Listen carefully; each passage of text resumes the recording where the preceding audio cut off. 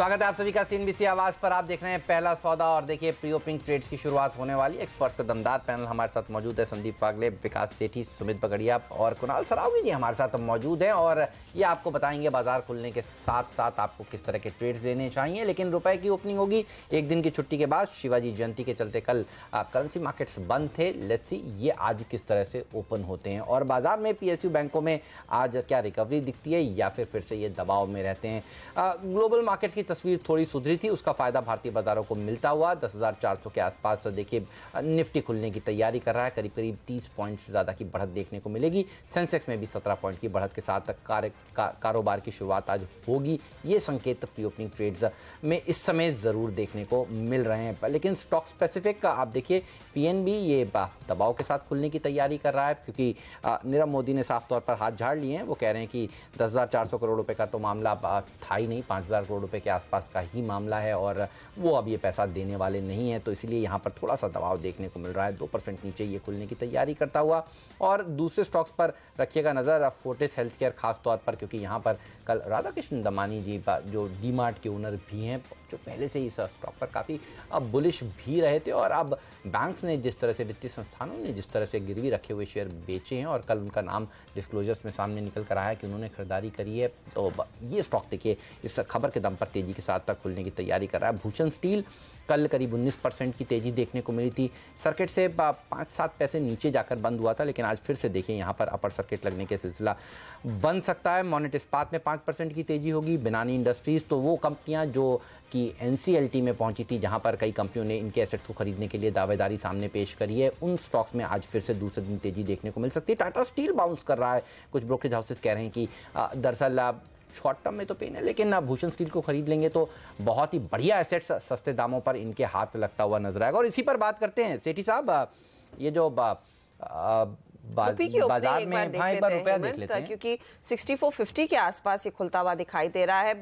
यहाँ पर 29 पैसे की कमजोरी के साथ खुला है। याद रखिए कल डॉलर में भी हमने देखा था एक अच्छा खासा पुल बैक देखने को मिला था, तो उसी का असर है। 6451 के आसपास रुपए की शुरुआत उस एक दिन की छुट्टी के बाद करीब करीब 29 पैसे कमजोर ये खुला है। तो इसका पिछले हफ्ते 18 से 19 पैसे की रिकवरी देखने को मिली और एक ही दिन में देखिए आज अब कमजोरी देखने को मिल रही है। साफ तौर पर एफआईएस की बिकवाली का असर घरेलू बाजार में रुपए पर पड़ रहा है और एफआईएस देखिए पिछले कुछ दिनों से लगातार बेचते जा रहे हैं घरेलू बाजार में इक्विटीज और वहां से साफ तौर पर प्रेशर बनता हुआ।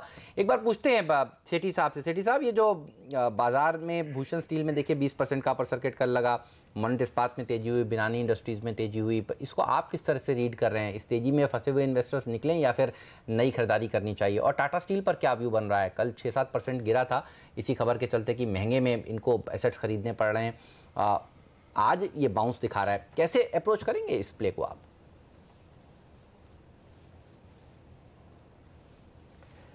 देखिए अमन, जहाँ तक टाटा स्टील का सवाल है, कल जो गिरावट आई थी वो एक अच्छा मौका था खरीदारी करने का।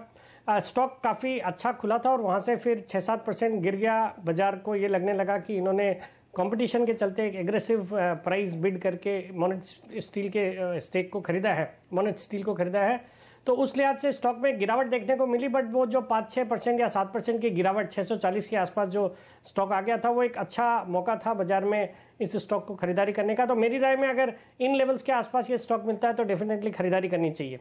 और जहाँ तक ये जो डिस्ट्रेस्ड कंपनियाँ हैं, तो वहाँ पे धीरे धीरे करके इनके जो इनकी सेल की प्रक्रिया अब धीरे धीरे करके सलटती नजर आ रही है।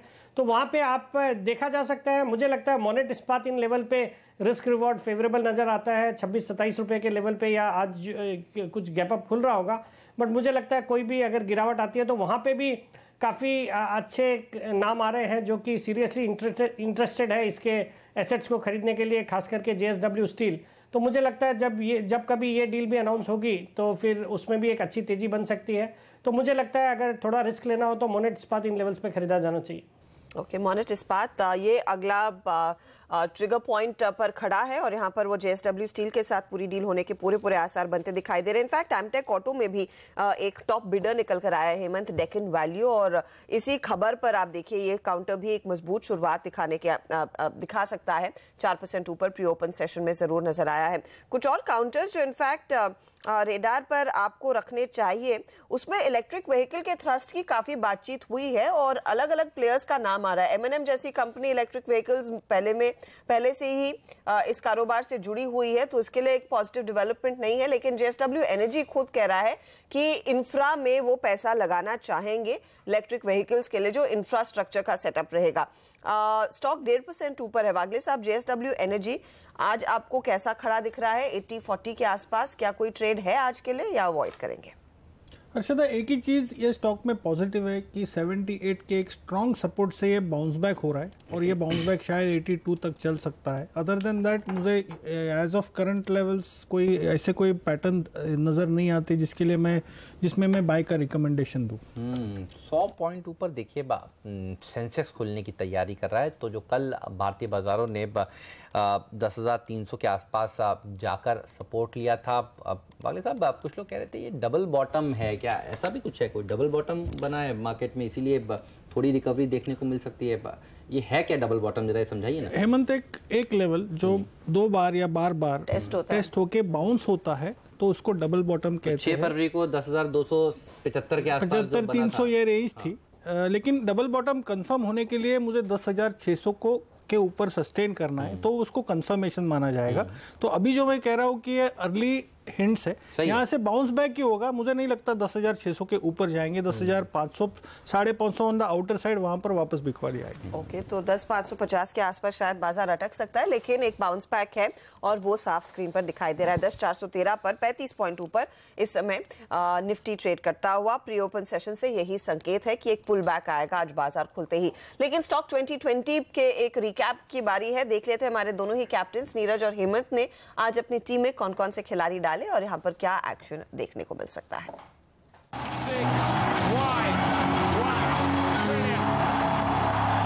मेरी पूरी टीम पर नजर डालिए। बल्लेबाजों के साथ साथ आज गेंदबाजों के ऊपर भी भरोसा कर रहे हैं। भूषण स्टील, मोनेट इस्पात, बिनानी इंडस्ट्रीज, वीजा स्टील, ये तमाम ऐसी कंपनियां हैं जहां पर अब NCLT की प्रक्रिया काफ़ी आगे बढ़ चुकी है। भूषण स्टील को टाटा स्टील खरीदने के लिए आगे आ रहा है, मोनेट इस्पात के लिए JSW बोलियां लगा रहा है, बिनानी सीमेंट के लिए भी कई बड़ी कंपनियां आगे रेस में आ रही हैं और वीजा स्टील जैसी कंपनियों पर भी फिर आपकी नज़र होनी चाहिए। ये वो पॉकेट है जो चेंज ऑफ मैनेजमेंट के थीम के चलते आज एक्शन में फिर से रह सकता है। बाजार कमजोर था, तब भी कल के सत्र में इन्होंने रिलेटिवली बेटर प्रदर्शन दिखाया था। BEML, जस्ट डायल के ऊपर रखी नजर, यहां पर गिरावट देखने को मिल सकती है। सरकारी बैंकों से अभी भी आपको परहेज करना चाहिए।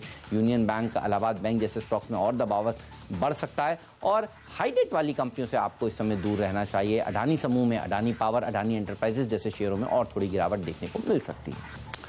खरीदारी और बिकवाली दोनों ही शेयर टीम में शामिल किए हैं। फोर्टिस हेल्थ में राधाकृष्ण दमानी ने खरीदा है, वो ट्रिगर है। JSW एनर्जी इलेक्ट्रिक व्हीकल और इलेक्ट्रिक बैटरी की यूनिट लगाएगी महाराष्ट्र में। भारतीय एयरटेल और आइडिया के लिए फायदा ये है कि कैबिनेट की बैठक आने वाली है मार्च के पहले हफ्ते में, जिसमें टेलीकॉम सेक्टर के लिए एक राहत पैकेज का ऐलान होगा। हिंडाल्को ने 2% कीमतें बढ़ा दी अपने प्रोडक्ट्स की। HDFC में नजर रखिए, यहाँ पे अच्छी एक ट्रैक्शन देखने को मिल रही है। PNB, बैंक ऑफ इंडिया में बेच के चलिए, सरकारी बैंक अभी भी कमजोर लग रहे हैं। महिंद्रा लाइफ स्पेस पे नजर रखिए, क्योंकि अब महिंद्रा ग्रुप का फोकस अफोर्डेबल हाउसिंग की तरफ बढ़ रहा है, तो इस स्टॉक को फायदा होगा। और PC ज्वेलर्स एक और कमजोर शेयर है, जो इस पूरे घोटाले के बाद ज्वेलरी शेयरों पर जो दबाव बना हुआ उसका असर PC ज्वेलर्स में अभी भी जारी रहेगा।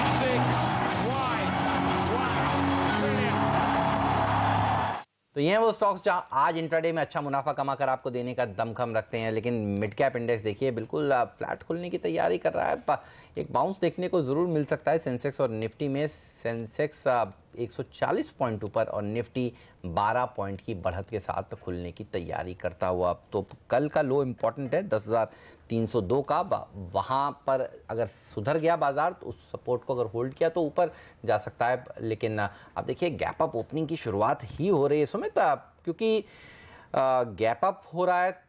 इस गैप अप में आप बेचना चाहेंगे या आपको लगता है एक पुल बैक के लिए तेजी की पोजीशंस बनानी चाहिए, क्योंकि मार्केट सब सेटल हो चुके हैं, निफ्टी सेंसेक्स यहीं खुलने वाले हैं, तो अब एक फाइनल कॉल दीजिए बाजार पर आपका। जैसे कि अपना अभी थोड़ी देर पहले भी बात हुआ है, मुझे ऐसा लगता है कि एक पुल बैक यहाँ से मिलना चाहिए। 10,400 के ऊपर निफ्टी अगर सस्टेन करता है तो और भी बाइंग देखने को मिलेगी और फिर 10,450 और 10,500 की तरफ बढ़ते हुए हमको निफ्टी में हमें मूव देखने को मिलेगा। मुझे ऐसा लगता है कि एक बार बाय साइड में रहना चाहिए क्योंकि अच्छा खासा सेल ऑफ हमको देखने को मिल चुका है और निफ्टी भी सपोर्ट के पास से बाउंस बैक ले रहा है। तो सपोर्ट के पास से बाउंस बैक लेता है तो सबसे पहले तो ये पुल बैक आएगा 10,450 से 500 तक का, और अगर इस बार 10,500 टूटता है तो फिर ये वापस से अपसाइड मोमेंटम में स्टार्ट हो जाएगा। मेरे हिसाब से निफ्टी बैंक निफ्टी दोनों के अंदर बायस पॉजिटिव ही रखना चाहिए। मार्केट खुलने के बाद भी बाय का व्यू लेके ही काम करना चाहिए। ओके, तो मार्केट खुले तो तेजी की पोजीशंस पर आप अटल रहे, ये फिलहाल कहना है सुमित का। दोबारा 2 और स्टॉक्स रेडार पर रखिएगा और सेठी साहब आप इस पर राय दीजिए। ग्रेफाइट इंडिया और HEG दोनों इलेक्ट्रोड मैन्युफैक्चरर्स हैं। आपको याद होगा पिछले 1 साल में काफी दमदार रिटर्न्स इन स्टॉक्स ने कमा कर दिए हैं और आज थोड़ी सी नरमी के साथ कारोबार की शुरुआत होती दिखाई दे रही, क्योंकि स्टील मंत्रालय कह रहा है कि जो इलेक्ट्रोड सप्लाई होता है डोमेस्टिक मैन्युफैक्चरर्स को, उसकी कीमत थोड़ी सी सस्ती होनी चाहिए और एक्सपोर्ट पर भी ये थोड़े बहुत टैक्सेस लगा सकते हैं ताकि डोमेस्टिक मार्केट को फायदा मिले, डोमेस्टिक प्लेयर्स सुरक्षित रहे। ये नेगेटिव है HEG ग्रेफाइट के लिए, लेकिन ये काउंटर्स जो मल्टी बैगर्स साबित हुए हैं पिछले 1 साल में, यहां से आगे आपको क्या लग रहा है? गिरावट आएगी इस डेवलपमेंट पर? क्या खरीदा जाए ये काउंटर्स? क्या अप्रोच रहेगी?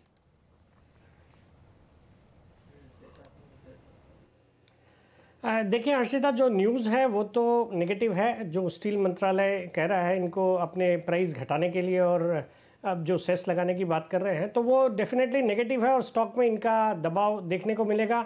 स्टॉक्स वैसे भी पिछले साल 1.5 साल में तो बहुत ही ज़बरदस्त रिटर्न्स दिए हैं, 5 टाइम या 10 टाइम भी हो गए होंगे, शायद HEG तो 10 टाइम भी हो चुका है। तो मुझे लगता है इन लेवल्स पे स्टॉक में थोड़ी करेक्शन की उम्मीद बिल्कुल करनी चाहिए। तो जो लंबी अवधि के निवेशक हैं जिन्होंने अच्छा पैसा बना लिया है, तो उनके लिए तो सलाह रहेगी कि थोड़ा बहुत प्रॉफिट बुक करने में कोई खराबी नहीं है। बट ये स्टॉक में एक फंडामेंटल चेंजेस हुए हैं, इनके प्राइस घटने के बाद भी अगर थोड़े बहुत घटते भी हैं जो ग्रेफाइट इलेक्ट्रोड्स के, फिर भी इन कंपनियों को बहुत अच्छा मुनाफा, बहुत अच्छा इनका परफॉर्मेंस रहेगा आने वाले क्वार्टर्स में, आने वाले सालों में। तो मुझे लगता है अगर एक सब्सटेंशियल गिरावट आती है तो वहाँ पे खरीदारी करने के मौके ढूंढे जा सकते हैं। जहाँ तक HEG का सवाल है, ये स्टॉक काफ़ी वोलेटाइल हो चुका है, ऊपर में 3,3100 के लेवल से ये शायद 2,300-2,400 के लेवल पे आ गया है। बट अगर ये वापस से 2,1,000 के लेवल पे मिलता है तो वहाँ पे मुझे लगता है इस स्टॉक में खरीदारी करने के मौके ढूंढने चाहिए। ऑलराइट, चलिए तो ये रहा इन दोनों स्टॉक्स पर। अब घरेलू जो लोकल इंडस्ट्रीज़ हैं, हरियाणा की साइकिल इंडस्ट्रीज़ और बाकी इंडस्ट्रीज़ कह रही हैं कि दाम स्टील के तो बड़े, साथ साथ में इलेक्ट्रोड्स के भी बढ़ गए हैं, बहुत दिक्कत हो रही है और इसलिए सरकार यहाँ पर एक कदम उठाने जाने वाली है। गीतांजलि जेम्स आज 10% के लोअर सर्किट पर फिर से खुल रहा है और ध्यान रखिए चौथा दिन होगा लोअर सर्किट का। 20% के 2 लोअर सर्किट, अब 10% के 2 लोअर सर्किट यहाँ पर। तो यहाँ पर आज कोई राहत नहीं और देखिए 6,700 शेयरों में ही यहाँ पर लोअर सर्किट लगते हुए तो लोग यहाँ पर फंसे हुए हैं। DS कुलकर्णी, पुणे की रियल एस्टेट कंपनी, 5% के लोअर सर्किट इसने भी कल लगाए थे जब इनके प्रमोटर्स के ऊपर एक FIR की गई थी और इनके ऊपर भी मामला है कि 230 करोड़ रुपए का घोटाला इन्होंने किया है, 2000 इन्वेस्टर्स को चीट किया और देखिए आज फिर से 5% का लोअर सर्किट 100-150 हज़ार शेयरों के आसपास में ही लगता हुआ दिख रहा है। ये कम वॉल्यूम वाले स्टॉक्स को बिल्कुल अवॉइड करना चाहिए साफ तौर पर, और जहां पर दिक्कत है वहां पर तो और दिक्कत गहरा सकती है। रोटोमैक, इस पर बात करनी रह गई विस्तार से। सेठी साहब, कल तक लग रहा था 800 करोड़ का मामला है, आज समझ में आया कि 775 करोड़ रुपए तो इंटरेस्ट इनको देना है और मामला तो दरअसल 2,900 करोड़ रुपए से ज़्यादा का है। तो कुल मिलाकर 3,700 करोड़ रुपए का मामला है, 800 करोड़ का नहीं। IOB 700 करोड़ रुपए, bank of India 750, union bank 450, bank of Baroda 450। ये 4 बड़े बैंकों का बड़ा एक्सपोजर है।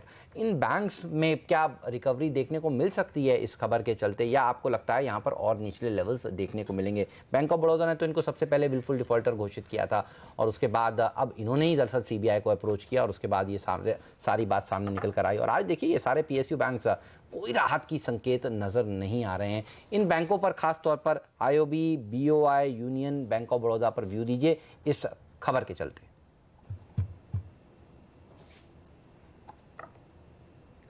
देखिए खबर बिल्कुल नेगेटिव है, अभी नीरव मोदी मामले से उभरे भी नहीं है और ये जो मामला उस दिन तो 800 करोड़ का माना जा रहा था जो कि बढ़ के अब 3,000 करोड़ के आसपास का आ गया है। तो डेफिनेटली बहुत ही नेगेटिव बात है और जो बैंकों के स्टॉक्स पे इसका प्रेशर बिल्कुल देखने को मिलेगा।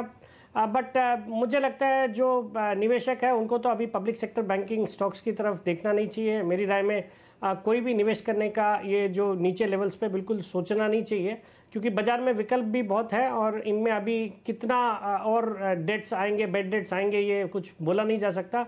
तो मेरी राय में इन चारों स्टॉक्स को बिल्कुल अवॉइड करना चाहिए। जिनके पास है वो भी अगर चाहे तो लॉस बुक करके किसी अच्छी क्वालिटी के स्टॉक में अगर शिफ्ट करेंगे तो कंपैरेटिवली मुझे लगता है उनके लॉस की भरपाई वहां पे जल्दी हो सकेगी। चलिए, तो सरकारी बैंकों से दूर रहें, वहां से एग्जिट ले लें और दूसरे बेहतर निजी क्षेत्र के बैंकों में आप पैसा लगाएंगे तो पैसे आपके हाथ में आते हुए दिखाई देंगे, लॉस आपका कवर जरूर होगा। आखिरी 20 सेकंड ओपनिंग पर हमारी नजरें रहेंगी। देखिए, निफ्टी मजबूत शुरुआत दिखा सकता है, 10,400 के आसपास की बाजार खुलने के संकेत दे रहा है, 12 पॉइंट ऊपर इस समय, और सेंसेक्स भी 140 पॉइंट ऊपर। लेकिन कुछ स्टॉक्स जो फोकस में रहेंगे, टाटा स्टील में एक पुलबैक के आसार दिख रहे हैं कल की धुलाई के बाद, और फाइनेंस कंपनियां रेडार पर रहेंगी, HDFC, बजाज फाइनेंस मजबूत खुल सकते हैं, ऐसे आसार बनते साफ दिखाई दे रहे हैं। शुरुआत मजबूत हुई है, 16 पॉइंट ऊपर, 10,395, 10,393 के लेवल इस समय निफ्टी पर आते हुए, सेंसेक्स 100 पॉइंट ऊपर, लेकिन बैंक निफ्टी पर दबाव है, करीब करीब 12 पॉइंट नीचे इनफैक्ट ये खुला है। अब 25,030 के लेवल्स देखने को मिल रहे हैं, 26 पॉइंट की गिरावट। मिड कैप इंडेक्स कल जहां पर काफी ज्यादा बिकवाली का दबाव था, बहुत ही शांत शुरुआत था, बहुत मामूली सी बढ़त, और अब ये हल्की सी गिरावट की तरफ भी फिसलता हुआ। स्टॉक्स जहां पर एक पुलबैक आया है, टाटा स्टील याद रखिए 6.5% टूटा था कल इंट्राडे में, आज 1% ऊपर खुला है। सरकारी बैंकों में दबाव, PNB, state bank of India, ये कुछ काउंटर्स हैं जो बिकवाली के घेरे में आज फिर दिखाई दे रहे हैं। इसके साथ ही आप देखिए अदानी पोर्ट, जिस पर हमारे जानकार एक सेल कॉल दे रहे थे, वो करीब 1.5% नीचे खुला है। Kotak Mahindra bank, India bulls housing, ये कुछ काउंटर्स है जहां पर और कमजोरी बनती दिखाई दे रही है। पंजाब नेशनल बैंक आपकी स्क्रीन पर एक बार फिर लेकर आते हैं, और इसके साथ ही जो भी बैंक्स जुड़े हुए हैं इस पूरे मामले में, नीरव मोदी मामले में या फिर ऑटोमैक वाले मामले में, इन पर दबाव बनता हुआ दिखाई दे रहा है। बिकवाली कायम है। PNB 3.5% नीचे, 110, 111 तक के लेवल्स आ चुके हैं, जैसे हमारे जानकारों ने सुझाया था। Union bank, Allahabad bank, UCO bank, ये दूसरे काउंटर्स है जहां पर वो सेल साइड की पोजीशंस अब भी कायम है। हेमंत, बड़े वॉल्यूम्स पर यहाँ पर बिकवाली चल रही है। तो जो कल हुआ था वो आज भी हुआ, बाजार गैप अप खुला, घड़ी देखकर 1 मिनट ऊपर रहा, और अब आप देखिए निफ्टी जो है लाल निशान में आ गया, तो कोई पुल बैक देखने को नहीं मिला है। जो भी हुआ 15-20 पॉइंट ऊपर निफ्टी केवल गैप अप खुला है, और 20 पॉइंट ऊपर से अब नीचे 5 पॉइंट नीचे, यानी ऊपरी स्तर से 25 पॉइंट की गिरावट देखने को मिल रही है। और कल्प्रिट वही है, जब तक देखिए PSU बैंकों का मामला सुलझ नहीं जाता और ये और हर रोज़ गंभीर होता है, तब तक चिंता की बात हो सकती है। तो आज भी PSU बैंक इंडेक्स देखिए 1.5% नीचे है, और हम लगातार यही बता रहे थे कि इन बैंकों से आपको दूर रहना चाहिए।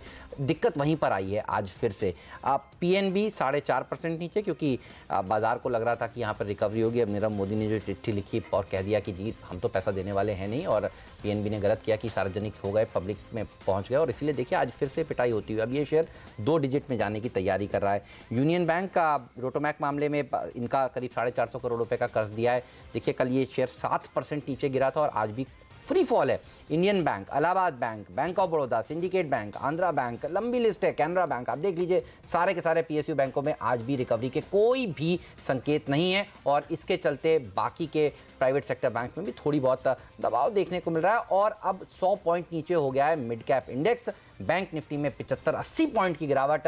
तो 2 मिनट के अंदर जो गिरावट देखने को मिली है, ये चिंता की बात है। बागले साहब, अब क्या करेंगे बताइए? निफ्टी को खरीदना चाहिए पुल बैक के लिए, या आपको लगता है कि और इंतजार होगा, 10,300 वापस से आज दिन के दौरान टेस्ट हो सकता है? निफ्टी बैंक निफ्टी कैसे अप्रोच करेंगे सर? हेमंत, थोड़ा सा चॉपी मूवमेंट आ सकता है, तो मैं थोड़ा सा वेट करूंगा। ये नहीं कि वन वे सेल ऑफ आएगा। हाँ, थोड़ी सी प्राइस की मूवमेंट देख के मेरी भी थोड़ी हिचकिचाहट हो रही है कि बाय की सलाह देने में, लेकिन यहाँ पर सेल तो नहीं करना चाहिए, ये राय पे मैं अटल हूँ। ओके, तो बेचना नहीं चाहिए इस समय, थोड़ा इंतजार करना चाहिए। PC ज्वेलर्स ज्वेलरी कंपनियों के लिए दिक्कत भरा समय, आज भी देखिए 2-3% नीचे। जस्ट डायल जैसे स्टॉक्स 2% नीचे कारोबार करते हुए। NIIT टेक्नोलॉजीज ये 7% टूटा था कल, और आज यहाँ पर भी दबाव ही देखने को मिल रहा है। NBCC जैसे स्टॉक्स भी पिछले कुछ दिनों से लगातार देखिए गिर रहे हैं। अब बाजार थोड़ा सा संभलने की कोशिश कर रहा है, सेंसेक्स हरे निशान में लौटता हुआ, लेकिन गीतांजलि जेम्स में आज फिर लोअर सर्किट वक्रांगी। ध्यान रखिए, कल 5% का लोअर सर्किट लगा था, अपर सर्किट से ऊपर से कल 10% गिरा था और आप देखिए आज फिर से यहाँ पर 5% का लोअर सर्किट, तो लोग यहाँ पर फिर से फंसते हुए। DS कुलकर्णी यहाँ पर भी 5% का लोअर सर्किट लगा है। ग्रेफाइट 3% नीचे, HEG 3% नीचे, इन खबरों के चलते कि सरकार यहाँ पर चाहती है कि कीमतों को कम किया जाए। अडानी ग्रुप के स्टॉक्स नजर पर रखिएगा। अडानी पोर्ट में देखिए दबाव आज साफ तौर पर देखने को मिल रहा है और टाटा स्टील में एक अच्छा बाउंस देखा जा रहा है। टाटा स्टील, वेदांता, ये वो मेटल कंपनियां, हिंडाल्को देखिए वहां पर मजबूती देखने को मिल रही है। तो ये एक मेटल पॉकेट है जो मजबूती के साथ कारोबार करता है। जी हाँ, लेकिन कई और काउंटर्स हैं जो लूजिंग एंड पर है। हेमंत PC ज्वेलर मिसाल के तौर पर 1.5% के नुकसान के साथ जस्ट डायल में आज हम देख रहे हैं बिकवाली होती हुई। NIIT टेक्नोलॉजीज ऐसे काउंटर्स फिर वीक ग्राउंड पर ही ट्रेड करते दिखाई दे रहे हैं। तो मूड फिर से बाजार का बिकवाली की तरफ ही बैठता हुआ और मिड कैप इंडेक्स में दबाव बना हुआ है करीब 60-62 अंकों के नुकसान के साथ। और बैंक निफ्टी एक बार फिर आपके लिए लेकर आते हैं 75 पॉइंट नीचे इस समय ट्रेड देखा जा रहा है। वायदे बाजार में जो टॉप ट्रेडेड काउंटर मंदी की तरफ वो अनडाउटेडली PNB है, इसके बाद यूनियन, इलाहाबाद, इंडियन बैंक जैसे शेयर शामिल है। सुमित बताइए इनमें क्या बिकवाली करेंगे, शॉर्ट की पोजीशंस ले? हर्षदा, यस बिल्कुल इनमें वीकनेस देखने को मिल रही है। मेरे को लगता है यूनियन, इलाहाबाद बैंक, इनमें और भी वीकनेस देखने को मिल सकती है। इलाहाबाद बैंक भी काउंटर वीक दिख रहा है, इसके अंदर भी सेलिंग करके चला जा सकता है। स्टॉक नीचे पे 48-46 तक के लेवल्स दिखा सकता है। और अभी आप लोग जस्ट डायल का नाम ले रहे थे, मुझे ऐसा लगता है कि इस प्रेजेंट लेवल्स पे जस्ट डायल में अच्छा सेल ऑफ बन रहा है। मेरे को लगता है जस्ट डायल के अंदर अभी इमीडिएटली एक सेलिंग का व्यू बना के हम ट्रेड कर सकते हैं। 445 का प्राइस अभी यहाँ पे चल रहा है। ये स्टॉक यहाँ से इमीडिएटली 420-415 तक के लेवल्स दिखा सकता है, तो यहाँ पे इमीडिएटली सेल बनाएंगे। 5-7 रुपए ऊपर का स्टॉप लॉस लगाएं, अच्छा फॉल देखने को मिल सकता है। कुणाल, जस्ट डायल क्या आप भी बेचना चाहते हैं? यहाँ पर और दबाव देखने को मिल सकता है इंट्राडे में? बिल्कुल मैं सहमत हूँ। मुझे लगता है कि और गिरावट इसमें डेफिनेटली देखने को मिलेगी। जो सपोर्ट चार्ट पे मैंने मार्क किया हुआ है वो 416 के आसपास है हेमंत, तो मुझे लगता है कि वहां तक के डेफिनेटली जाएगा। स्टॉप लॉस यहाँ पर 450 के आसपास रखें। 416 पहला टारगेट होगा। ये लेवल टूटा तो फिर 360 तक के लेवल्स इसमें आ सकते हैं। मुझे लगता है कि बेचना चाहिए। 160 तक के लेवल्स देखने को मिल सकते हैं। तो ध्यान रखिए, ये कमजोर क्वालिटी के स्टॉक्स जिनके नतीजे भी लगातार कमजोरी रहे हैं, वहां पर आपको बचकर चलना चाहिए और गिरावट देखने को मिल सकती है। एक स्टॉक जो आपने बहुत बढ़िया सुबह सुबह बताया था, मैं देख रहा हूं जुबिलेंट फूडवर्क्स, कल भी हमारे रडार पर था जब हम आखिरी सौदा कर रहे थे। अच्छी तेजी देखने को मिल रही थी और आज कुणाल आपकी लिस्ट में ये शामिल था। आज भी मजबूत खुला है। सुमित जी से फिर एक राय लेता हूं, कैसा लगता है जुबिलेंट फूडवर्क्स आपको? आज भी देखिए 2000 के ऊपर टिका हुआ है कमजोरी वाले मार्केट में। क्या और इंट्राडे के दौरान तेजी बन सकती है इसमें? डेफिनेटली हेमंत, मुझे लगता है कि जुबिलेंट फूडवर्क्स में आपको और ऊपर के लेवल्स देखने को मिलेंगे। जिस तरह का स्ट्रक्चर है, काफ़ी स्ट्रॉन्ग स्ट्रक्चर है। और आप देखिए जिस तरह की गिरावट मार्केट में है, ये एक रिलेटिव आउट परफॉर्मर है। तो जिस तरह बाजार में जब कभी गिरावट देखने को मिले, उन शेयर्स में दाव लगाना चाहिए जो कि बाजार की गिरावट में पार्टिसिपेट ना कर रहे हों। मुझे लगता है कि ये स्टॉक अगर आप पोजिशनल बेसिस पे भी रखते हैं तो ये 2200 के लेवल्स दिखा सकता है। इन स्तरों पर मुझे लगता है डेफिनेटली बाय करना चाहिए। 2000 के आसपास स्टॉप लॉस रखें। 2050 इसके लिए पहला टारगेट हो। ओके, 2000 के लेवल्स आएंगे और उसके आगे 2050 का टारगेट आता हुआ दिखाई देगा। लेकिन एक स्टॉक जो काफी भारी पड़ रहा है निफ्टी पर, वो है स्टेट बैंक ऑफ इंडिया। आपकी स्क्रीन पर ये लेकर आते हैं, करीब 1.5% तक के नुकसान के साथ ट्रेड करता हुआ दिखाई दिया पहले, अब 0.5% से कम नीचे है। लेकिन पागले साहब कोशिश तो कर रहा है ये किसी तरह से टिकने की। 266 के आसपास इस समय कारोबार। क्या ट्रेड लिया जाए, मंदी करें, या फिर आपको लग रहा है और बढ़े तो तब शॉर्ट किया जाए? नहीं अर्षद, आप बेच सकते हैं फॉर अ लिमिटेड डाउनसाइड। मैं समझता हूँ 260 एक बार टेस्ट कर सकता है ये स्टॉक। तो as a day trade currently 267, एक 3 रुपए का रिस्क ले, नीचे में 6-7 रुपए ट्रेडिंग डाउनसाइड मिल सकता है। ऑलराइट, अंबुजा सीमेंट देखिए मजबूती के साथ खुला है। ध्यान रखिएगा जिसके नतीजे आने वाले हैं और नतीजों से पहले पिछले कुछ दिनों से मजबूती के साथ कारोबार कर रहा है। प्राइवेट सेक्टर बैंक्स में तेजी हो रही है साफ तौर पर और ये बाजार को थोड़ा सा रिकवरी करने में मदद कर रहे हैं। और आप देखिए बैंक निफ्टी जो करीब 80-90 पॉइंट नीचे था और बैंक निफ्टी में प्राइवेट सेक्टर बैंक्स का वेटेज ज़्यादा है और ये वो पॉकेट है जो मदद कर रही है। ICICI बैंक देखिए, येस बैंक देखिए, एक्सिस बैंक देख लीजिए, इवन HDFC जैसे दिग्गज ये हरे निशान में कारोबार करते हुए आज के सत्र में नजर आ रहे हैं। रिलेटिवली सुमित जी, आप कोटक पर बुलिश थे सुबह सुबह, ये बताइए कोटक के लिए अभी क्या तेजी कर ली जाए और कौन सा प्राइवेट सेक्टर बैंक है जो आपको मजबूत लग रहा है?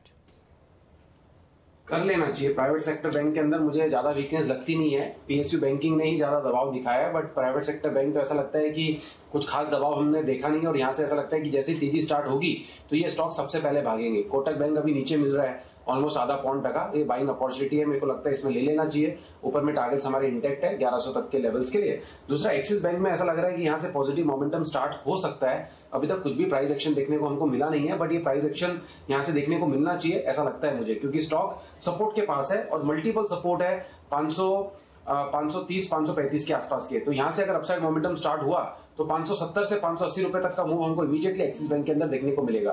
543 544 ये जो लेवल है, ये सही लेवल से लॉन्ग पोजीशंस इनिशिएट करने के लिए 5 से 6 रुपए नीचे का स्टॉप लॉस लगा ले 537 रुपए के आसपास का, और यहां से इमीडिएटली 560 570 के लेवल्स हमको एक्सिस बैंक के अंदर देखने को मिल सकते हैं। चलिए, एक्सिस बैंक में एक्शन बढ़ता हुआ दिखाई दे सकता है। धीरे धीरे करके स्टॉक का कुछ मजबूत होने की तरफ बढ़ रहा है, लेकिन अरविंद एक काउंटर जिसमें इस समय ट्रेडिंग एक्शन बढ़ गया है और स्टॉक देखिए करीब 2% ऊपर। वागले साहब बताइए, क्या तेजी की पोजीशन में आप इस समय उतरेंगे? 390 पर है अरविंद। हर्षद, आप मोमेंटम दिखता है मुझे इंट्राडे 410 आज और कल तक 410 तक का मुझे मोमेंटम दिखता है, तो मैं बिल्कुल ये लेवल पे खरीदने की सलाह दूंगा। करंटली 391 392 है। स्टॉप लॉस आपको 1% लगभग 387 388 का रखना होगा। 405 408 में भी 410 तक के लेवल्स आपको देखने को मिल सकते हैं। ऑलराइट, तो अरविंद के ऊपर रखी नजर। एक और राय ले लेते हैं अरविंद पर। कुणाल जी बताइए, अरविंद आपको भी अच्छा लगता है क्या? बिल्कुल बिल्कुल हेमंत, मैं पूरी तरह सहमत हूं और मुझे लगता है कि जो बड़ा सपोर्ट रेजिस्टेंस लेवल है वो 410 रुपए के आसपास है और वो टारगेट होना चाहिए। मुझे लगता है 2-3 सत्रों में आपको लेवल आते हुए दिखेगा। इन स्तरों पर डेफिनेटली बाय करें। 385 के आसपास मुझे लगता है स्टॉप लॉस रखना चाहिए। इन स्तरों पर बाय करके चलना चाहिए। ओके, तो खरीदारी की राय अरविंद पर आती हुई कैनफिन होम्स एक और काउंटर जहां पर एक देखिए मोमेंटम आता हुआ, ओपन इंटरेस्ट धीरे धीरे करके बढ़ रहा है, 1.5% तक का एडिशन हो चुका है। वागले साहब, क्या ये ट्रेड लायक शेयर है, इस समय ले या अवॉइड करें? हर्षद, जिस तरह से ओपन इंटरेस्ट इसमें बढ़ रहा है 508 507 508 से मेरे रडार पे था, अपनी बात की, अभी बात करते करते 512 हो गया।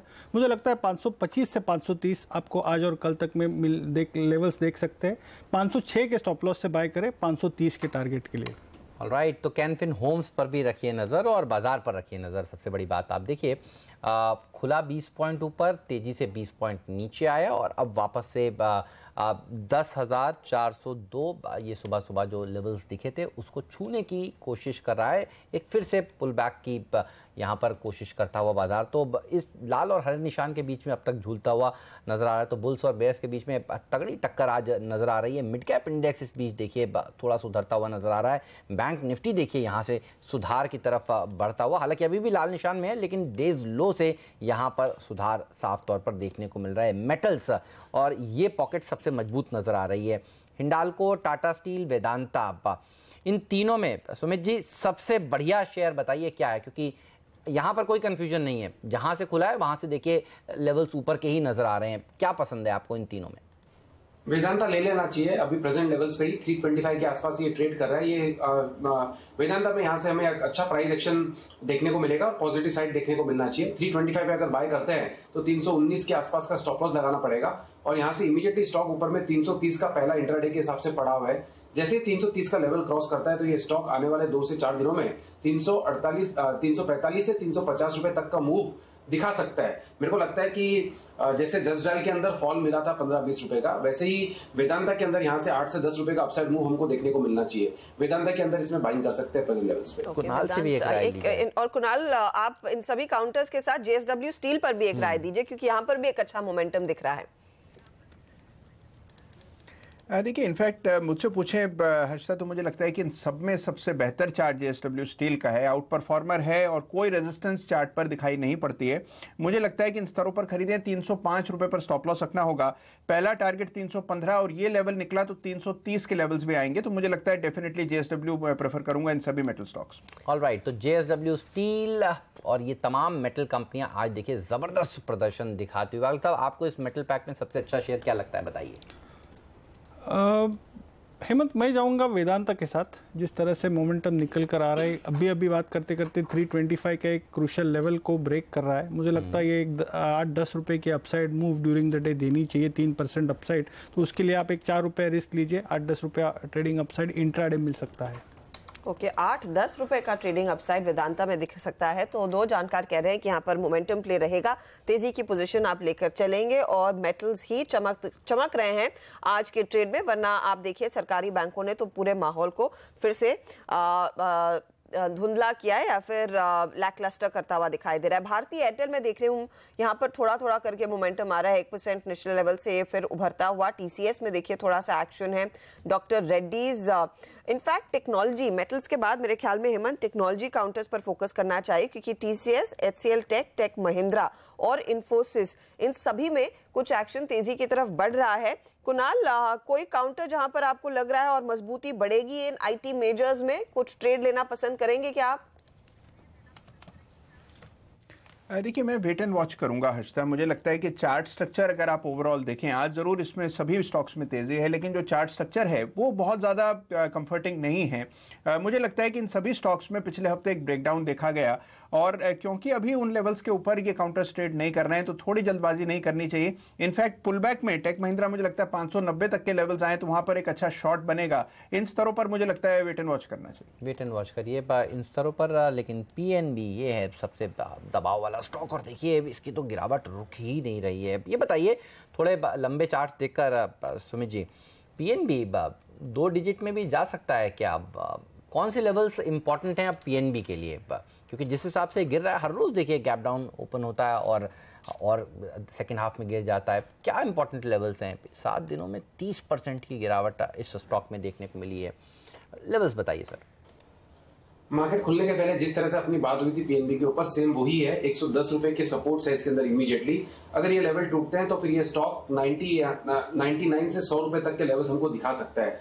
110 के नीचे अगर क्लोजिंग आई और विद वॉल्यूम्स अगर हमको ब्रेकडाउन देखने को मिला तो 10 रुपए का फॉल यानी 10% का फॉल हमको और पीएनबी के अंदर देखने को मिलेगा। सिर्फ 110 का ही एक फाइनल लेवल है जिसके ऊपर एक उम्मीद रखी जा सकती है कि यहां से ये पुल बैक देखने को मिला और वापस से एक सपोर्ट लेके घूम जाए तो, अदरवाइज स्टॉक वीक है। अगर ये सपोर्ट लेके घूमता है तो जैसे कि मैंने पहले भी कहा 123 124 के आसपास का पहला पड़ाव है, वो लेवल टूटने के बाद ही इसमें हम बाइंग में बैठेंगे। जब तक वो लेवल टूटता नहीं है तब तक एक बार बाइंग अवॉइड करें, और सेलिंग 110 के नीचे ही आएगी। उसके बीच में थोड़ा सा डाइसी है, अभी सपोर्ट के पास है। अगर 110 टूटता है तो डबल डिजिट में आने की पॉसिबिलिटीज की प्रोबेबिलिटी बहुत ज्यादा बढ़ जाएगी। एक और काउंटर जो आपको फायदा कमाकर दे सकता है और इसको हम चेक करेंगे वागले साहब से, एनएमडीसी। मोमेंटम देखिए आ रहा है इसमें करीब 2.5% तक का उछाल। वागले साहब करीब 131 के आसपास है ये। तेजी का मूव क्या लास्ट करेगा, लेके चले? हर्षदा बिल्कुल लेके चले। जैसे मुझे वेदांता में दिख रहा था, इसमें अर्ली स्टेजेस है। मुझे ये 137 138 तक की मूव दिखती है आज या कल तक की बात करो तो।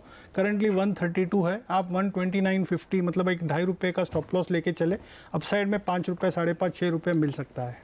ओके, अपसाइड में देखिए मोमेंटम देखने को मिलेगा 132 और टॉप ट्रेडेड काउंटर ये वायदे में इस समय दिखाई दे रहा है। तो 2-3 स्टॉक्स जिनका जिक्र हमने कुछ ही देर पहले किया और वागले साहब ने आपको लेवल्स भी बताए। एनएमडीसी जो इस समय देखिए 3% की तेजी के साथ ट्रेड कर रहा है। कैनफिन होम्स आपकी स्क्रीन पर एक बार फिर लेकर आएंगे, 2.5% का उछाल इस समय देखने को मिल रहा है। और अरविंद के साथ साथ वेदांता, ये काउंटर्स हमने आपके लिए चुने हैं तेजी आने से पहले, और देखिए यहाँ पर अच्छा खासा एक्शन देखने को मिल रहा है। कुछ और स्टॉक्स ऐसे ही स्पॉट करने की कोशिश करेंगे। कुणाल, बलरामपुर चीनी देखिए और ये बताइए कि आज जो थोड़ा सा मूव आया है तेजी का, क्या आपको लग रहा है इसमें बढ़त जारी रहेगी, खरीद के चले? देखिए कोई खास हर्ज नहीं है खरीदने में। वजह यह है कि स्टॉप लॉस बहुत पास का रख सकते हैं, यानी कि 116 पर स्टॉप लॉस रखकर मुझे लगता है खरीदना चाहिए। 125 तक का एक पुल बैक आ सकता है और 125 पार किया इस काउंटर ने तो 130 के लेवल्स भी आ सकते हैं। तो मुझे लगता है कि 1-1.5 रुपए का रिस्क है, खरीदने में हर्ज नहीं है। 116 का स्टॉप लॉस रखें, बाय करना चाहिए। 116 तक के लेवल्स आते हुए दिखाई दे का स्टॉप लॉस रखें, ऊपर की तरफ बढ़ेगा ये काउंटर। और देखिए 117 के आसपास इस समय कर रहा है कारोबार। कुछ और काउंटर्स जो थोड़ा बहुत एक्टिविटी बढ़ते हुए दिखा रहे हैं, इंडो काउंट कल भी मैं नोटिस कर रही थी, यहाँ पर कुछ एक्शन देखने को मिल रहा था। इनफैक्ट रेमंड का जिक्र सेठी साहब कर रहे थे। इंडो काउंट में देखिए मजबूत शुरुआत होती दिखाई दे रही है। स्पेशलिटी रेस्टोरेंट्स एक काउंटर है जहां पर हम देख रहे हैं थोड़ा सा अपटिक देखने को मिला है। और साथ ही साथ वॉल्यूम के लिहाज से अगर आप देखें तो बढ़त की move of course syndicate bank में भी आई है, निचले लेवल से ये रिकवर करता हुआ। सिंडिकेट बैंक में भी कल हमने नोटिस किया था काफी दबाव की पोजीशंस थी, क्या वो पोजीशंस कवर हुई है? सुमित, कैसे पढ़ना चाहिए इस मूव को? थोड़ा सा अर्ली हो जाएगा हर्षदा इस स्टॉक के ऊपर कमेंट करना, क्योंकि स्टॉक में लोअर लेवल से पुलबैक जरूर देखने को मिल रहा है, बट स्ट्रक्चर इसका बहुत वीक हुआ है, तो उसको देखते हुए अभी तक कन्विक्शन नहीं आ रहा है कि यहाँ पे फ्रेश बाइंग की सलाह दे कि नहीं दे। बट नो डाउट ये लोअर लेवल से पुलबैक जरूर दिखा रहा है। सेलिंग एक बार ना करें, सेलिंग इसके अंदर 56 का लेवल अभी चल रहा है, 54 के नीचे जाएगा तो ही सेलिंग इसमें बनेगी, अदरवाइज सेलिंग तो एक बार अवॉइड करें। और पुलबैक की संभावना जरूर बनती है, बट मेरा कन्विक्शन 59-60 के ऊपर आएगा तभी इसके अंदर बनेगा, तब तक के लिए इसको अवॉइड करें। एक स्टॉक हर्षदा मुझे मोमेंटम में जो अभी दिख रहा है वो है भारती एयरटेल। ऐसा लग रहा है भारती एयरटेल में यहां से एक अपसाइड मूव हमको देखने को मिल सकता है। 421 CMP है इसका, 10 रुपया स्टॉप लॉस लगाए प्रेजेंट लेवल से नीचे में, बाइंग करें। यहां से इमीडिएटली 440 शायद 450 तक का मूव भी हमको आने वाले 2 से 4 दिनों में देखने को मिल सकता है। आज भी ये स्टॉक के अंदर यहां से 10 से 15 रुपए का मूव हमको देखने को मिल सकता है, तो भारतीय एयरटेल के अंदर बाइंग की जा सकती है। यहाँ पर खबरें भी हैं, अगली कैबिनेट की बैठक में दरअसल सरकार कुछ राहत दे सकती है टेलीकॉम कंपनियों को, और टेलीकॉम कंपनियों की सरकार से मांग रही है कि उनको डेट क्योंकि काफ़ी बड़ा है उनके ऊपर, उनको कोई राहत दी जाए। तो क्योंकि ये न्यूज़ निकल कर आई है उसका फ़ायदा भारतीय एयरटेल को मिलता हुआ, तो ध्यान रखिए भारतीय एयरटेल में तेज़ी देखने को मिल सकती है। वागले साहब, आपके रडार पर भी आ रहा है क्या भारतीय एयरटेल? हेमंत, व्यू तो पॉजिटिव बनता है, कितना बाउंस बैक होगा वो देखना है। करंटली 420 421 है, मुझे 430 तक के लेवल्स तो दिखते हैं as a bounce back. Alright, इस बीच देखिए 10,402 के ऊपर अब निफ्टी निकलता हुआ, अब आज सुबह सुबह इस स्तर को हमने छूने के बाद नीचे करेक्शन आया और फिर देखिए निचले लेवल से अच्छी रिकवरी देखने को मिल रही है। बैंक निफ्टी भी अब हरे निशान में आता हुआ, तो बैंकिंग स्टॉक्स में और खासतौर पर प्राइवेट सेक्टर बैंक्स में और कुछ PSUs में निचले लेवल पर बाइंग इंटरेस्ट बनता हुआ नजर आ रहा है। और सेंसेक्स देखिए 100 पॉइंट ऊपर अब वापस से पहुंचता हुआ दिख रहा है। निफ्टी में भी एक तेजी देखने को मिल रही है, पुल बैक का आप इसे कह सकते हैं। मिड कैप इंडेक्स में ये तेजी है, ये कॉन्फिडेंस बूस्ट करने वाली है साफ तौर पर। और मेटल्स सबसे आगे फ्रंट से इसको लीड करते हुए, वेदांता अब 2% ऊपर, हिंडाल्को में 2% की बढ़त। तो 3 निफ्टी के बढ़ने वाले शेयरों में अगर आप देखें तो 2 तो मेटल कंपनियां ही हैं साफ तौर पर। गिरने वाले शेयरों की बात करें तो जस्टाइल अभी भी कमजोर है, PNB, union, Allahabad bank, PSU बैंकों में साफ तौर पर कमजोरी ही देखने को मिल रही है। फोर्टिस में देखिए अब शुरुआत तो 3% मजबूती के साथ हुई थी, लेकिन ऊपर टिक नहीं पाया, कुछ और बिकवाली हो रही है। ध्यान रखिए बैंकों के पास काफ़ी सारे शेयर हैं और ये शेयर वही शेयर हैं जो प्रमोटर्स ने गिरवी रखे थे बैंकों के पास, और वो अब ब्लॉक डील्स होती हुई नजर आए। तो ब्लॉक डील डेटा पर रखिएगा नजर। फोर्टिस में आज सुबह सुबह देखिए करीब 5.25 लाख शेयर और बिके हैं। तो लेट्स सी अब ये जो बिकवाली हो रही है लेंडर्स द्वारा जिन्होंने शेयरों को गिरवी रखा था, उसको कौन एब्जॉर्ब करता है और कौन से इंटरेस्टेड ग्रुप्स हैं जो इनको खरीदते हैं। तो राधाकृष्ण दमानी जी ने कल और उससे पहले रिपोर्टेडली खरीदारी करी थी, जिसका बात सामने निकल कर आई, लेकिन आज ये शेयर ऊपर में अब टिक नहीं पा रहा है। ये बताइए सुमित, FNO के बैन में हालांकि ये स्टॉक, और आपको पता है ये FNO के बैन में क्यों है, अब इंपॉर्टेंट लेवल्स क्यों है, क्या है इस स्टॉक के लिए? फोर्टिस की बात कर रहे हैं ना? जी सर, फोर्टिस।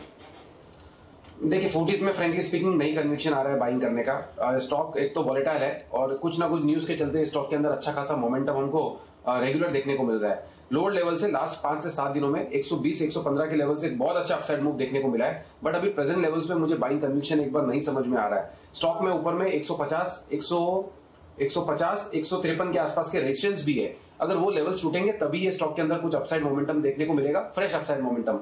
जब तक वो लेवल्स नहीं टूटते तब तक थोड़ा सा यहाँ से डाउनसाइड मूव देखने को मिल सकता है, जिसमें 140-138 रुपए तक के लेवल्स देखने को मिल सकते हैं। तो इसको एक बार बाइंग के लिए अवॉइड करना चाहिए। बिल्कुल, तो वागले साहब भी सुबह यही कह रहे थे, बाइंग के लिए अवॉइड करिए। राधाकृष्ण दमानी जी के पास तो देखिए पहले भी शेयर था और उन्होंने और खरीदा है, और इतना बड़ा चंक अगर मार्केट में बिकने आता तो फिर इस शेयर का क्या हाल होता। तो फिर वो दरअसल प्ले कर रहे हैं प्रमोटर की हाथ बदली पर, ये बाजार मानकर चल रहा है, और इसमें कितना समय लगता है और उससे पहले और क्या क्या डेवलपमेंट्स होते हैं वो किसी को दरअसल पता नहीं है। और इसीलिए देखिए अनसर्टेनिटी इस स्टॉक में, बाजार 100 पॉइंट ऊपर है और ये स्टॉक अपने ऊपरी स्तरों से 3% करेक्ट कर चुका है। जी हाँ, यहाँ पर हम देख रहे हैं थोड़ा सा अनसर्टेन माहौल बना हुआ है, लेकिन निचले लेवल से बैंक निफ्टी पॉजिटिव टेरिटरी में आया है, करीब करीब 12 पॉइंट ऊपर ही सही, लेकिन रिकवरी हुई है।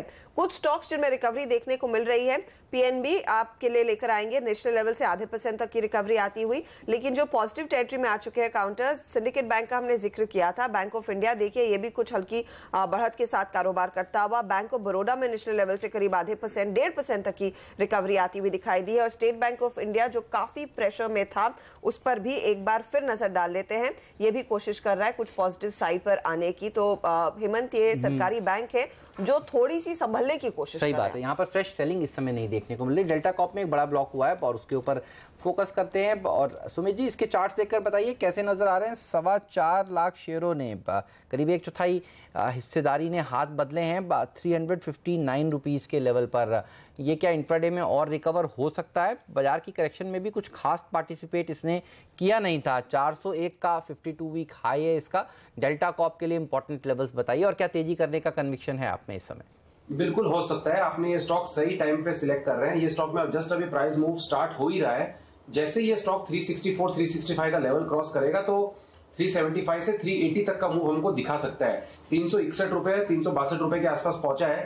364 365 क्रॉस करते ही 380 तक का मूव हमको स्टॉक के अंदर देखने को मिलेगा। एग्जिस्टिंग लॉन्ग पोजीशंस को होल्ड करें, फ्रेश बाइंग बिल्कुल बन रही है। 5 से 7 रुपए नीचे का स्टॉप लॉस लगा ले 355 354 के आसपास का, और 15 रुपए का अपसाइड मूव हमको डेल्टा के अंदर देखने को मिल सकता है। अच्छा, एक स्टॉक और मूव में मुझे लग रहा है जैन इरिगेशन, लगता है शायद जे लेटर का दिन है। जैन पहले जस्ट डायल सिलेक्ट किया, फिर उसके बाद जुबिलेंट फूड और अभी जैन इरिगेशन।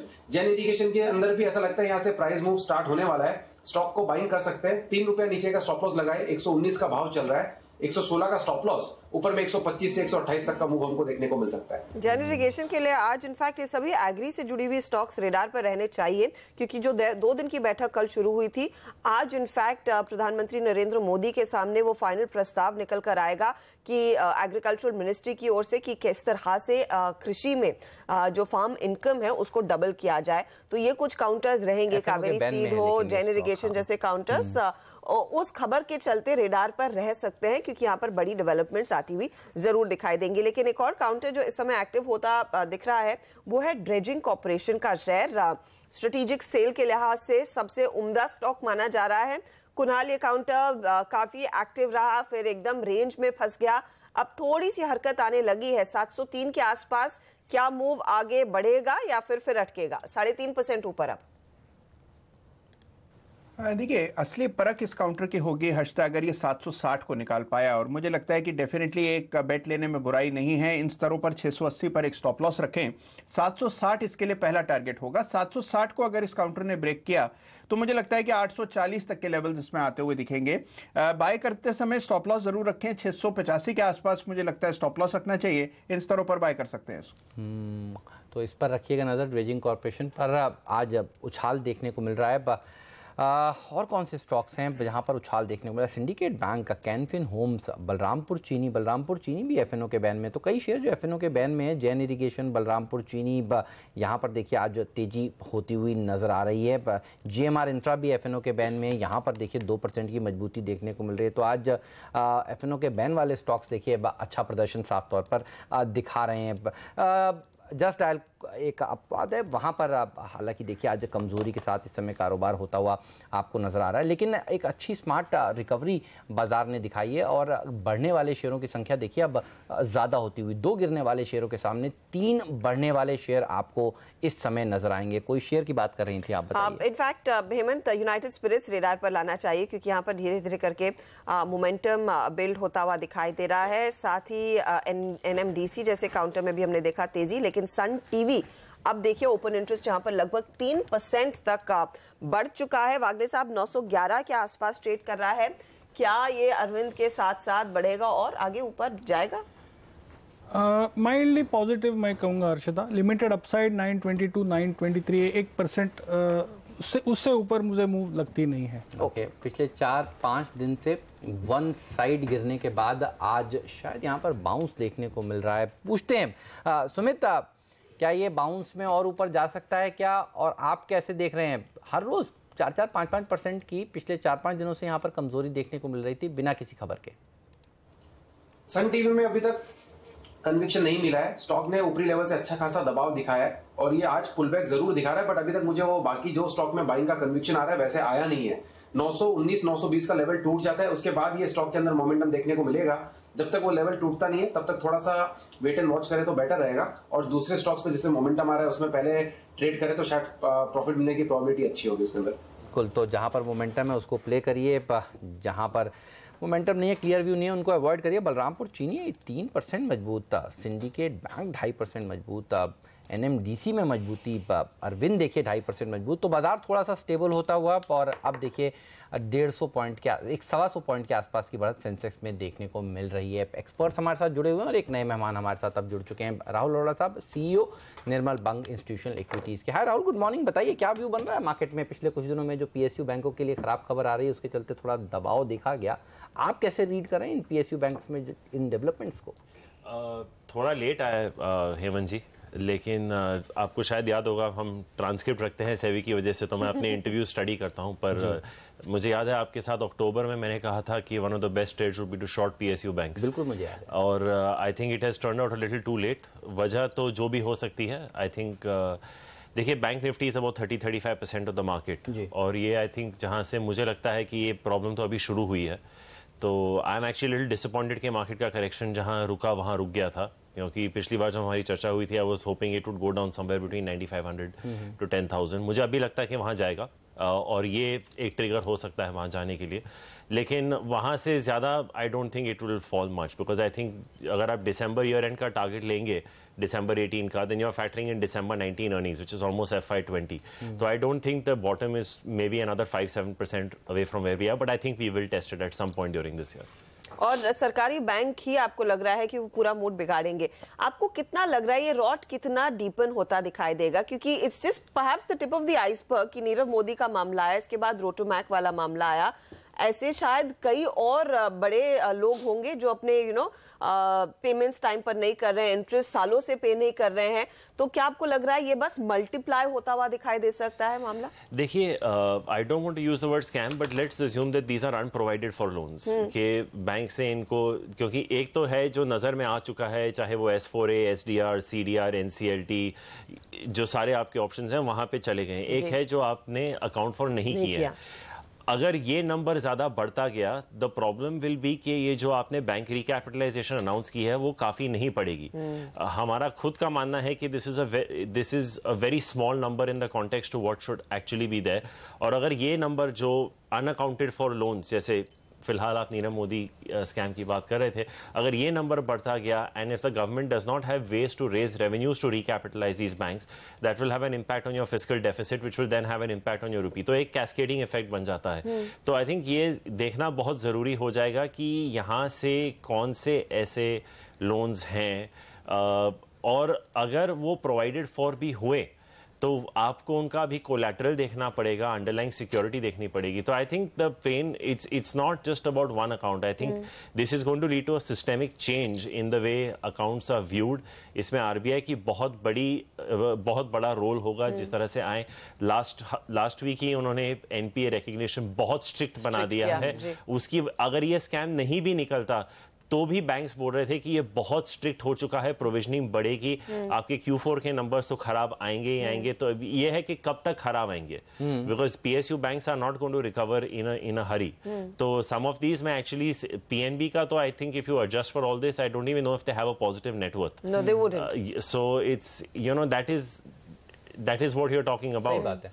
अब एक PSU बैंकों के लिए एक अच्छी खबर होने जा रही है, और वो ये कि स्ट्रेस्ड एसेट्स की NCLT वाले मामलों में बिकवाली हो रही है। भूषण स्टील, मोनेट इस्पात, लंबी लिस्ट है, बिनानी सीमेंट और स्टील प्लांट्स के लिए खरीदार भी आगे आ रहे हैं। इससे कुछ मदद मिलेगी क्या, और आप इस थीम को किस तरह से प्ले कर रहे हैं? केस टू केस होगा हेमंत जी। अगर एसेट्स अंडरलाइंग स्ट्रांग होंगे तो बिड्स आएंगे। जैसे भूषण स्टील में आप देख रहे हैं 40,000 करोड़ प्लस तक के बिड्स आ चुके हैं। ये डिबेटेबल हो जाएगा कि आप बैंकर्स को इक्विटी देंगे कि नहीं देंगे। That is going to be the only thing, because ये जब आ जाते हैं on the table, these are inherently bound to go at a discount. जैसे अभी आप जो हर्षदा पूछ रही थी, आप नीरव मोदी के डायमंड्स का ही ले लीजिए, अगर वो रिकवर हुए, अगर वो बिकने जाएंगे क्योंकि उसका नाम उसके साथ एसोसिएट हो गया, वो उस भाव पे नहीं जाएंगे, वो डिस्काउंट पे जाएंगे। तो if the underlying asset is strong, whether you have a steel plant और you have a cement plant, तो वहां पे I don't think that's going to be an issue. But where the underlying asset is not strong enough and has to be sold off in a form of a fire sale, तो वहां पे I don't know, अगर banks को भी hair cut लेना हो और अगर बिडर भी pays a fraction of the fair value, तो बैंक्स रिकवरी कैसे करेंगे? That is the very big issue. और ये भी हो जाता है हेमंत जी, कभी कभी मैं आज सुबह की ये सुर्खियां ही पढ़ रहा था कि कभी कभी प्रमोटर्स भी ढीठ हो जाते हैं। जैसे आज आप नीरव मोदी का लेटर देखेंगे कि PNB has spoiled all his chances of recovery. Vijay Mallya के साथ भी ऐसा ही हुआ था। तो ये है कि अगर प्रमोटर ही रोग हो जाए तो फिर बैंक्स के पास ऑप्शन क्या है? So that it brings it down to the value of, to the fundamental point, what is the value of the underlying asset? So I think Bhushan, Binani have good underlying assets. They're going through a bad time, but these are companies that have grown 20-30% historically. ठीक है, cycle खराब होने की वजह से इनको दिक्कत काफी हद तक, और साइकिल सुधर रहा है तो फिर इनको रिकवरी काफी हद तक। आई थिंक अगर आप पिछला एक साल देखेंगे, इट्स बीन अबाउट कमोडिटीज। और अगर आप बात कर रहे हैं जो नरेंद्र मोदी जी का जो सपना है अफोर्डेबल हाउसिंग का, तो सीमेंट डिमांड तो होगा ही होगा। इंफ्रा में वो you know the projects that he is talking about, Sagarmala, Bharatmala वगैरह, तो आई थिंक सीमेंट डिमांड तो होगा ही। And Binani I remember was a very well track stock about 7-8 years बैक। राजस्थान में दिक्कतें हुई जिसकी वजह से, जी बिल्कुल। तो I don't think there are problems with such kind of assets. And आप देखेंगे बिडर्स भी काफी क्वालिटी बिडर्स अंदर आए हैं। Tatas are participating, Jindals are participating. ऐसा नहीं है कि it is going from one rope promoter to another. तो इसके चलते आई डोंट नो कि बाजार में आपको तुरंत तेजी देखने। और दूसरी बात हेमंत जी, आपको देखना चाहिए, I think people are under playing it, the US bond yield is flirting with 3%। Correct. लोग अभी भूल गए हैं। मेरा ये मानना है कि you will see a very big first round correction the day it hits 3%। You will see a flight of capital. वो हमने अभी फैक्टरी नहीं किया है क्या? क्योंकि नहीं, कुछ हद तक हो चुका है। याद है बजट के दिन आप आए थे और आपने कहा था कि ये 3% बॉन्ड डील वहां पर और 8% हमारी भारत की हो सकती है। जी बिल्कुल, मैं अभी भी मानता हूं कि ये दोनों हो जाएंगे और मुझे लगता है कि दोनों इसी क्वार्टर में हो जाएंगे। And that could be the next round of selling that you see in the market is my sense, because it is too close. It's 2.89, 2.9 जो क्योंकि मुझे याद है आप उस दिन पूछ रहे थे LTCG का इम्पैक्ट क्या था, लेकिन उस दिन डाउ ही कुछ 15-16 पॉइंट नीचे था, तो ये सबस्यूम हो गया था उसमें। सही बात है। तो आप उसको डिस्टिंग्विश नहीं कर पाए थे कि LTCG की वजह से कितना था और डाउ की वजह से कितना था। तो वो हफ्ता ही ग्लोबल मार्केट्स के लिए इस कदर खराब था। But I think you can't wish it away. That is my point. It's very close to those levels. And you have to keep an eye, especially अगर लोगों को लगे कि बैंक रिकैपिटलाइजेशन काफी नहीं है और गवर्नमेंट आके बोले कि we'll have to recapitalize more, तो फिर फिस्कल डेफिसिट पे प्रेशर पड़ सकता है और उसका डायरेक्ट इंपैक्ट करेंसी और बॉन्ड मार्केट्स पे पड़ता है। प्राइवेट बैंक्स भी नहीं खरीदने चाहिए। प्राइवेट बैंक सिलेक्टिवली ले सकते हैं। आई थिंक अगर देखिए एसआईपी फ्लोज तो बंद नहीं हो रहे, तो फंड मैनेजर्स को पैसा तो आ ही रहा है। तो I would say you go with slightly more retail oriented private sector banks. देखिए HDFC Bank is a consensus trade, but look beyond it. I would try to look at something like an IndusInd Bank, Federal Bank in the non-nifty names is something that looks interesting to me. You can even look at something like a South Indian bank. I think this could actually benefit NBFCs in a very big way. तो क्योंकि इस कदर NBFCs के भी correction हुए हैं, तो वो एक इंटरेस्टिंग जगह हो सकती है। Stocks like Ujjivan for example, जहां पे एक टिल्ट बन सकता है। Recently Capital First और IDFC का merger हुआ है. You could potentially look at a Capital First also. So I think NBFCs and private banks will benefit at the expense only because you know the other asset classes are so unviable right now कि पैसा mutual funds में अभी भी आ रहा है correction के बाद, और वो एक कदर आपको इन्वेस्टर्स की मैच्योरिटी के बारे में बता रहा है। ये जो 7-8% की जो करेक्शन आई है, हालांकि मैं इसको करेक्शन मानता नहीं हूँ, जो भी ट्रिकल बूंद है, हाँ आई थिंक क्योंकि इंडेक्स आपका 4 साल में डबल हुआ, correction would be about 20-25% fall according to me. तो ये तो कुछ था ही नहीं फॉर इफेक्टिवली। ठीक है, स्टॉक्स कुछ गिरे, कुछ मार्जिन कॉल्स ट्रिगर हुए, but that's part and parcel. I think अगर आपके स्टॉक्स 3 या 4 टाइम्स हुए हैं, अगर if you can't take a 15-20% loss, then this is not the place to be. वो मेरा मानना है, I could be wrong, but Rahul ये बताइए, क्योंकि हमने कई सारे नेगेटिव्स की बात की और आपने कहा थोड़ा बहुत अगर सिल्वर लाइनिंग ढूंढे वो निजी बैंकों में मिलेगा, क्या आपको वो सिल्वर लाइनिंग और भी मजबूत होता दिखाई दे रहा है मेटल साइकिल में? क्योंकि वही उसी साइकिल ने इनफैक्ट इस बुल रन को लीड किया है क्या और तेजी बनती दिखाई देगी? एक्सपोजर यहाँ पर बढ़ाया जा सकता है? देखिए, इसका कॉल बहुत निर्भर करता है चाइना पे। जिस तरह से चाइना की ग्रोथ की बात हो रही है, so to take a blanket call in the context of I think, देखिए मेटल्स कभी स्ट्रक्चरल स्टोरी नहीं होगी, जैसे एफएमसीजी हमेशा स्ट्रक्चरल स्टोरी होगी। तो अगर आप मुझे पूछें कि वेदांता या टाटा स्टील लेना है, उसके मुकाबले आप कोई FMCG stock, Lever, Gillette, Colgate उठा लें, तो मैं आपको हमेशा कहूंगा कि आप वो उठा लें, because I don't have an expertise in trading the market. I have, in fact, not that I invest personally, but जब हम short term trades भी देखते हैं, I go horribly wrong in trying to anticipate. ठीक बात है, लेकिन long term call आपका I think I don't think metals can be a structural play for an investment. Okay. You have to watch China very closely, which is one of the reasons as a company we don't cover it, क्योंकि external factors बहुत हैं. But अगर आप silver lining की बात करें, तो I think the government has done enough for domestic consumption in the budget, especially for rural India. I think अगर ये इम्प्लीमेंट हो गया, और अगर ये इम्प्लीमेंट होना है तो अगले 3-4 महीने में ही होना है, बिकॉज इसके इफेक्ट्स उनको they would want to see before the big elections at the back end of the year. Exactly. तो आई थिंक कंजम्पशन में एक बहुत बूस्ट आ सकता है, जिस तरह से इलेक्ट्रिफिकेशन वगैरह की बात हो रही है। So you can look at durable names. I think I am still very positive on names like Whirlpool and IFB. I still like names like Havells and V-Guard. And consumption तो हेमंत जी आप जानते हैं, काफी टाइम से हमारी बात हो रही है, कोलगेट, नेस्ले, लीवर, जिलेट, आप वैल्यू, जुबिलेंट भी है। तो I think discretionary as a theme has now picked up, क्योंकि लास्ट क्वार्टर सबके SSG इस कदर खतरनाक आए थे प्राइवेट सेक्टर में भी। मैं आपसे सोच रहा था जब मिलूंगा तो पूछूंगा, ये जो सेम स्टोर सेल्स ग्रोथ आई है जुबिलेंट वगैरह की, ये इतनी गजब की, किसी ने अनुमान नहीं लगा, ये सब सस्टेन होगी ना? लग रहा है इस लेवल पे नहीं होगी हेमंत जी, क्योंकि एक कदर आपको बेस इफेक्ट भी फैक्टर इन करना पड़ेगा। बट इन बिजनेसेस का जो ब्यूटी है कि इनका ऑपरेटिंग लेवरेज इतना स्ट्रांग है, सही है कि अगर ये देखिए ऐसे जब हम सेम स्टोर सेल्स ग्रोथ की बात करते हैं, you have to index it to inflation. These companies don't have to give you 10-12% SSG to grow their EPS by 20-30%। अगर आपका इन्फ्लेशन 4-5% है, आपका SSG 8-9%, आप बहुत कंफर्टेबल हैं। लेकिन बेस इफेक्ट इतना स्ट्रांग था, इतना वीक था क्वार्टर में, तो इस कदर उछाल आया। लेकिन on a lighter note I would से कि अगर लोग इतना कंज्यूम कर रहे हैं तो आप शायद तलवर्कर्स को देख लीजिए। सही बात, क्योंकि फिटनेस अगर लोग इतने पिज्जास खा रहे हैं तो कहीं ना कहीं उनको जाके वेट बर्न भी करना पड़ेगा। बिल्कुल सही बात है, और उस कंपनियों को भी फायदा होगा। वक्त की थोड़ी सी कमी है, इंटरेस्टिंग मजेदार डिस्कशन आपसे चल रहा था, लेकिन फिर किसी दिन इस डिस्कशन को और आगे बढ़ाएंगे। बहुत बहुत शुक्रिया राहुल जी आपका समय निकालने के लिए, संदीप पागले साहब, सुमित बगड़िया साहब, कुणाल सरावगी साहब, आप सबका धन्यवाद। और बाजार पर रखिए नजर। राहुल जी की बात सुनकर देखिए ऊपर जाने में थोड़ी तकलीफ आ रही है बाजार को। फोर्टिस आज का सबसे बड़ा लूजर मैं इसलिए कहूंगा, दिन के हाईएस्ट लेवल से 7% लुढ़क चुका है। तो दमानी जी ने जो कल भाव पर खरीदा उस भाव के नीचे आ गया। तो इसलिए हम लगातार कहते हैं बड़े इन्वेस्टर्स को देखकर अपना डिसीजन ना लीजिए, अपना डिसीजन खुद आपको लेना है। उनका लॉन्ग टर्म का इन्वेस्टमेंट का कॉल है, और वो ट्रिगर पर शेयर खरीद रहे हैं कि भाई इसमें प्रमोटर्स की चेंज होंगी, लेकिन 7% डेज हाई से ये इनफैक्ट एक स्टॉक थोड़ा सा नरम पड़ता दिखाई दे रहा है। PNB पर भी नजरें रखनी चाहिए, क्योंकि रेटिंग एजेंसीज अब इसकी रेटिंग पर नजरें रखेंगी, इस डेवलपमेंट पर। फिच इनफैक्ट कह रहा है कि वो वॉच लिस्ट में आ चुका है। तो ऐसी कई और डेवलपमेंट्स होंगी जिस पर आपको ध्यान देना है। बैंक निफ्टी एकदम फ्लैट, लेकिन 10,400 के ऊपर निफ्टी ट्रेड करने में कामयाब। चलिए इस नोट पर हम दोनों को दीजिए विदा। आप बने रहिए CNBC आवाज के साथ। ब्रेक के बाद हम आपको बताएंगे कमोडिटी बाजार की ओपनिंग आज किस तरह की होने वाली है। आपके सवालों के जवाब भी देंगे। जी हाँ, प्रियंका जुड़ेंगी हमारे साथ दिल्ली से छोटे से ब्रेक के बाद। नमस्कार।